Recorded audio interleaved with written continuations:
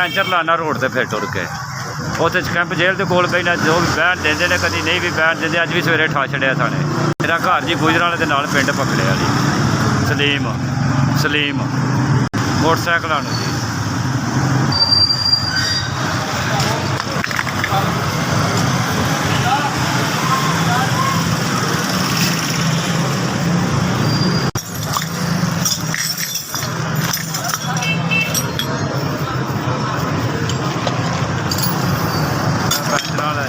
घर किराए तो नहीं है, मस्जिद वाले लैके दिता है मैंने।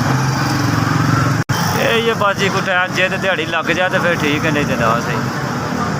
हर सरकार में दुकान जोगा नहीं है कि किराया कितों फोल्ड करांगा, मशीन कितों लियावांगा टायर को वाह भरन वाली। रोटी का आसरा बढ़ाया गरीब आदमी है जी है गल है सरकार। कभी उधर ਨੂੰ टुर पिया, कभी उधर जिधर से रोड निकलिया मैं टुर पैना जी। कभी कभी नहीं भी बनती है जी दिहाड़ी, कभी बन जाती है जो कोई पैंचर आ जाए तो बन जाती है, नहीं भी कभी कभी बनती है।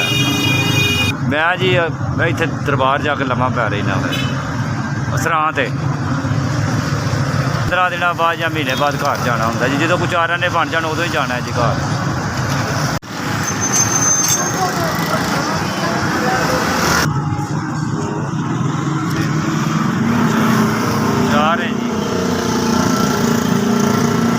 जी 4000 अल्लाह जी जिन्हें मैंने 4000 भेजा जी, अल्लाह उन्होंने जिंदगी देवे जी, खुदा के बच्चों को तंदुरुस्ती देवे जी, खुदा उन्होंने मान देवे जी। जेड़ा जी मेरे गरीब आदमी का सहारा बनया, खुदा उन्होंने जिंदगी देवे, खुदा उन्होंने सुख देवे तो खुदा उन्होंने यादी देवे जी, मान देवे जी। हाँ जी मोबाइल मेरे कोल कोई नहीं जी। SVS भला जी तुम मेरे माड़े बंदे का सहारा बने।